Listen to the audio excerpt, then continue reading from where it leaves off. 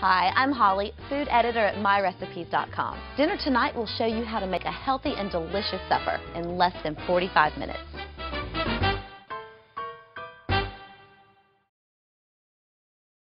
Skip the pasta this week and try these Italian meatball sliders. They're so easy to make, packed with tons of flavor, and best of all, you can make the meatballs ahead and freeze them, so you always have them on hand.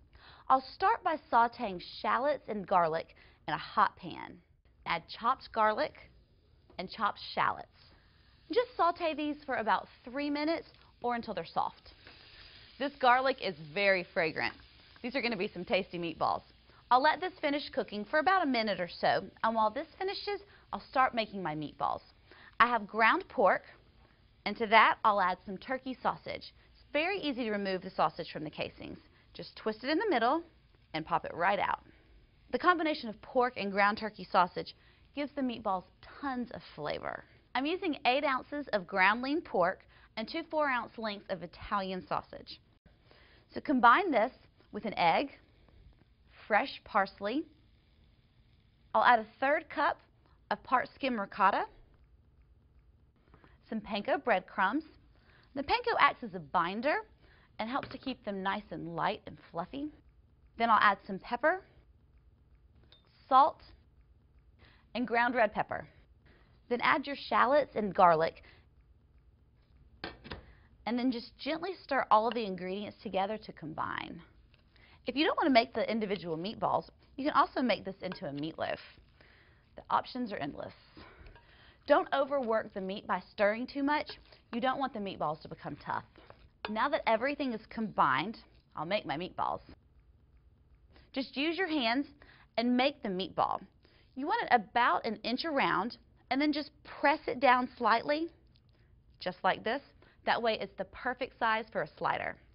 Make sure to divide the meat mixture evenly into 12 different meatballs, so it's roughly 1/4 cup of meat per slider. That's about 2 ounces. All of my meatball sliders have been formed. I'll cook the meatballs for 3 minutes on each side.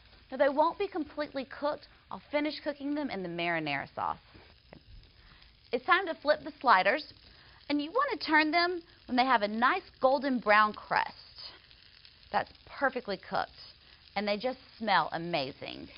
Now if it leaves some residue in the bottom of the pan, don't worry about that. We'll deglaze the pan with the marinara sauce, and it'll pick up all those tiny brown bits. The meatballs have browned on both sides, so I'll add marinara to the pan. And I'll let the meatballs simmer in the marinara for about 8 minutes, or until they're done. Now if you have any bits down in the bottom of the pan, just use your wooden spoon and scrape those right up. I'm using a low sodium marinara sauce for convenience and because it just tastes great. If you have your own homemade marinara sauce, feel free to use that. Oh, this smells so good. The sauce has simmered down, so I'll make my slider. It's the perfect size for this little bun. Just top it with the meatball, and then of course spoon on some extra sauce. And then I like to top with the basil leaf, or you can use fresh spinach. You get 2 sliders per person. I hope you enjoy it for your dinner tonight.